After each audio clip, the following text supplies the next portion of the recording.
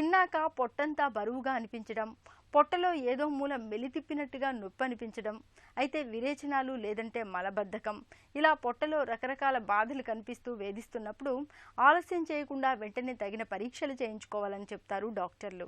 ఎందుకంటే పొట్టలో కనిపించే ఇలాంటి బాధల వెనుక ఒక్కోసారి పేగుపూత వ్యాధులు కారణంగా ఉండే అవకాశం ఉంది. పేగుపూత వ్యాధుల గురించిన పూర్తి వివరాల్ని డాక్టర్ని అడిగి ఇప్పుడు తెలుసుకుందాం.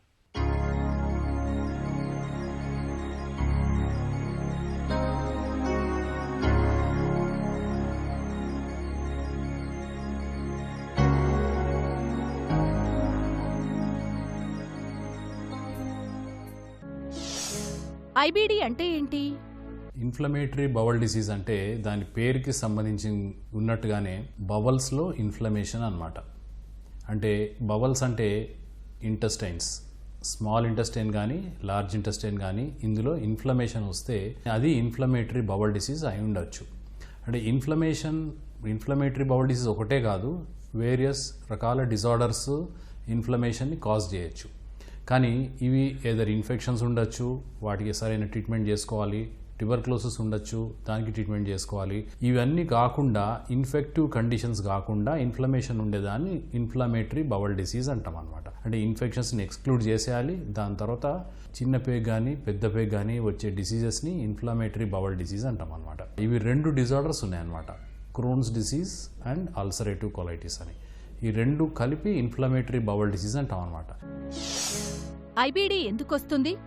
ఈ డిసీజెస్ ఎగ్జాక్ట్లీ ఎందుకు వస్తాయి అనే దానికి రకరకాల రీజన్స్, పాస్టులేషన్స్ ఉన్నాయన్నమాట. బట్ ఏదైనా కూడా బవల్స్లో ఇన్ఫ్లమేషన్ వస్తుంది అంటే లార్జ్ ఇంటెస్టైన్లో కానీ స్మాల్ ఇంటెస్టైన్లో కానీ వాపు వచ్చి అక్కడి నుంచి అల్సరేషన్ ఫార్మ్ కావచ్చు, నారోయింగ్స్ ఫార్మ్ కావచ్చు, స్ట్రిక్చర్స్ ఫార్మ్ కావచ్చు.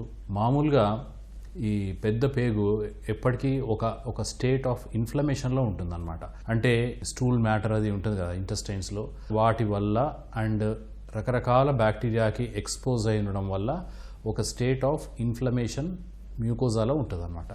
ఈ స్టేట్ ఆఫ్ ఇన్ఫ్లమేషన్ని కంటైన్ చేస్తుంది మన బాడీ.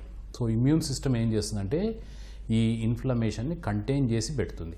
ఒకవేళ ఇది కంటైన్ కాకుండా ప్రోగ్రెస్ అయితే అప్పుడు అది ఇన్ఫ్లేమ్ అవుతుంది అనమాట, అంటే వాపు వస్తుంది ఇంటెస్టైన్కి. దీనికి ఎగ్జాక్ట్ రీజన్ తెలియకపోయినా ఎందుకు కొంతమందిలో ఇది వస్తుంది, ఎందుకు అందరికీ ఇది రాదు అనేది రకరకాల ఫ్యాక్టర్స్ మీద డిపెండ్ అయి ఉండొచ్చు. దీనికి కొన్ని జెనెటిక్ ఫ్యాక్టర్స్, కొంత ఎన్విరాన్మెంటల్ ఫ్యాక్టర్స్ ఉన్నాయన్నమాట. క్రోన్స్ డిసీజ్ స్మోకర్స్లో వస్తుంది, అల్సరేటివ్ కొలైటిస్ స్మోకర్స్లో రాదు. సో అది కూడా ఒక ఫ్యాక్టర్ అయి ఉండొచ్చు అనమాట. బట్ ఓవరాల్ మన బాడీలో ఇంటెస్టైనల్ మ్యూకోసాలో ఉండే ఇన్ఫ్లమేషన్ కంటైన్ కాకుండా పెరిగితే అది ఇన్ఫ్లమేటరీ బవల్ డిసీజ్కి దారి తీయవచ్చు. ఐబీడీ లక్షణాలు ఎలా ఉంటాయి? లక్షణాలు మన ఆర్గన్ ఏది ఎఫెక్ట్ అయిందో దాన్ని బట్టి ఉంటాయి అన్నమాట.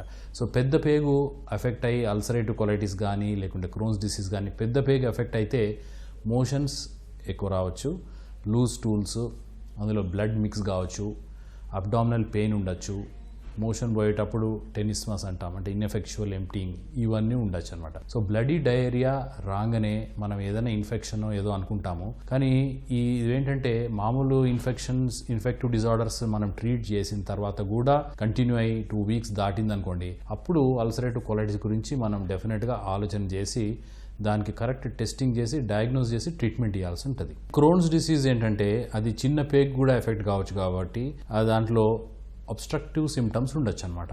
ఒక్కొక్కసారి బ్లీడింగ్ ప్రాబ్లం కూడా కావచ్చు అనమాట. సో పేషెంట్స్కి బ్లడ్ లాస్ కావచ్చు స్టూల్స్లో, దాంతో అనిమియా రావచ్చు. అబ్స్ట్రక్టివ్ సిమ్టమ్స్ బేసికలీ ఇంటెస్టైన్స్ అన్ని ట్యూబ్స్ కాబట్టి వాటిలో ఇన్ఫ్లమేషన్ వచ్చి అబ్స్ట్రక్షన్ వస్తే పెయిన్ రావచ్చు అనమాట. మొత్తం మీద ఈ డిజార్డర్స్ ఎక్కువ రోజులు కంటిన్యూ అవుతాయి. అబ్డామినల్ పెయిన్ ఉండొచ్చు, మోషన్స్ ఎక్కువ రావచ్చు, లూజ్గా రావచ్చు, వాటిల్లో బ్లడ్ ఉండొచ్చు. సో ఇలాంటి సిమ్టమ్స్ మామూలు ఇన్ఫెక్టివ్ డిజార్డర్స్లో అయితే షార్ట్ డ్యూరేషన్ ఉంటాయి, ఇన్ఫ్లమేటరీ బవల్ డిజార్డర్స్లో అయితే లాంగ్ డ్యూరేషన్ నడుస్తాయి. ఐబీడీని ఎలా నిర్ధారించుకుంటారు? ఇన్ఫ్లమేటరీ బవల్ డిసీజ్ అనుకుంటున్నప్పుడు మనము ఏ టైంకి మనం ఇన్వెస్టిగేట్ చేయాలంటే ఒక 3 to 4 weeks తర్వాత పేషెంట్కి డెఫినెట్గా ఇన్వెస్టిగేట్ చేయాలన్నమాట. ముఖ్యంగా మనం చేయాల్సిన ఇన్వెస్టిగేషన్ కొలనోస్కోపీ. కొలనోస్కోపీ చేసి లార్జ్ ఇంటెస్టైన్లో మ్యూకోసా ఎలాగుంది అని పరీక్ష చేయాలి. పరీక్ష చేసి మ్యూకోసా ఇన్ఫ్లమేషన్ అది ఉంటే దాని నుంచి బయాప్సీ చేయాలన్నమాట. అంటే మనం కొలనోస్కోపీ ద్వారానే మ్యూకోజల్ పించ్ బయాప్సీ చేసి ఆ పీస్ని మనము పెథాలజిస్ట్కి సబ్మిట్ చేస్తే వాళ్ళు మైక్రోస్కోప్ కింద స్టడీ చేసి క్రిప్ట్ డిస్టార్షన్ ఉందా, క్రిప్ట్ డిసారే ఉందా, ఇవన్నీ చూసుకొని ఒకవేళ అలాంటిది ఉంటే అల్సరేటివ్ కొలైటిస్ అనేది నిర్ధారణ అవుతుంది అనమాట. సేమ్ వే క్రోన్స్ డిసీజ్ కూడా లార్జ్ ఇంటెస్టైన్ ఆర్ కొలాన్లో ఉంటే దానికి కూడా మనం బయాప్సీ చేసి నిర్ధారణ చేయాల్సి ఉంటుంది.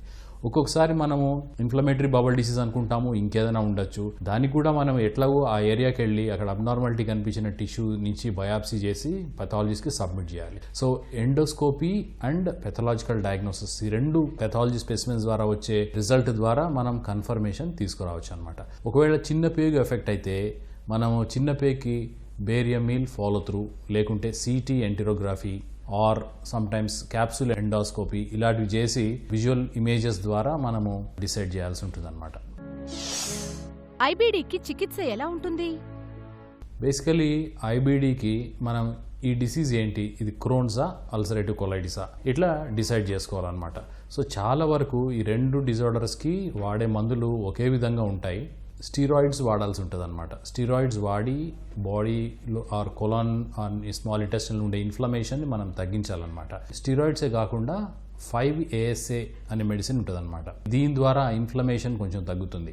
సో ఈ రెండు ఇనీషియల్గా వాడే మందులు. స్టీరాయిడ్స్ ఏంటంటే కొన్ని రోజులు ఒక డోస్ వాడి దాని తర్వాత గ్రాడ్యువల్గా తగ్గించుకుంటూ వచ్చి దెన్ స్టాప్ చేస్తాం అనమాట. 5-ASA అల్సరేటివ్ కొలైటిస్లో అయితే కంటిన్యూ చేస్తాం చాలా రోజులు. క్రోన్స్ డిసీజ్లో కొన్ని రోజుల తర్వాత దాన్ని విత్డ్రా చేసేది ఉంటుంది అనమాట. ఇదే కాకుండా ఇంకా కొన్ని రకాల మందులు ఉన్నాయి. అజాథైప్రిన్ అని, 6-మెర్కాప్టోప్యూరిన్ అని, మెథోట్రెక్సేట్ అని, ఇంకా కొన్ని బయోలాజికల్స్ అంటారనమాట. ఇన్ఫ్లిక్సిమాబ్ ఆర్ అడలిమిమాబ్ వాటిని బట్టి మన పేషెంట్ కండిషన్ బట్టి వాడాల్సి ఉంటుంది. ఒక్కొక్కసారి ఈ బయోలాజికల్స్ని మొదలే వాడి తర్వాత కొంచెం డోసెస్ అన్ని మెడిసిన్స్ అన్ని కొంచెం డౌన్ గ్రేడ్ చేస్తాం అనమాట. మామూలుగా జరిగేది ఏంటంటే ఫస్ట్ స్టీరాయిడ్స్ కానీ 5-ASA ఇచ్చి తగ్గకున్నప్పుడు బయోలాజికల్స్కి వెళ్ళేది ఉంటుంది అనమాట. సో మెయిన్గా ఇనీషియల్గా మనం వాడే మందులు స్టీరాయిడ్స్, 5-ASA, దెన్ సబ్సిక్వెంట్లీ అవసరాన్ని బట్టి biologicals and high end medicines వాడాల్సి ఉంటుంది అనమాట. రేర్గా ఒక్కొక్కసారి ఈ పేషెంట్లకి సర్జరీ కూడా రిక్వైర్మెంట్ ఉంటుంది. ఐబీడీని నివారించుకోవచ్చా? ఒక రకంగా దీన్ని మనము రాకుండా చేసుకోవడం అనేది కొంచెం కష్టం అనమాట. ఐబీడీ వస్తే దాన్ని త్వరగా ఐడెంటిఫై చేసి దాన్ని మనము వేరే ప్రాబ్లమ్స్ని ఎక్స్క్లూడ్ చేసుకొని కరెక్ట్ డయాగ్నోసిస్ చేసి ట్రీట్మెంట్ స్టార్ట్ చేస్తే ఎర్లీగా మనకి బెనిఫిట్ ఉంటుంది. సో ఈ డిజార్డర్స్ గురించి మనం తెలుసుకునేది ఏంటంటే ఇవి long term disorders and remissions and relapses ఉంటాయన్నమాట. అంటే తగ్గుతుంది మళ్ళీ వచ్చేస్తుంది. సో దానివల్ల మనము రిలాప్స్ వచ్చినప్పుడు అడిక్వేట్ ట్రీట్మెంట్ తీసుకొని దాన్ని తగ్గించుకోవాలి. రెమిషన్ని మెయింటైన్ చేసుకుంటూ ఉండాలన్నమాట. ఇదే ఎయిమ్ ఆఫ్ ట్రీట్మెంట్ అవుతుంది అనమాట. చిన్న చిట్కా మీకోసం. క్యాన్సర్ బాధితులు కీమోథెరపీ తీసుకుంటున్న కాలంలో ఆహారంలో అల్లంను కాస్త ఎక్కువ మోతాదులో తీసుకోండి. కీమోథెరపీతో వచ్చే దుష్ఫలితాల తీవ్రత బాగా తగ్గుతుంది.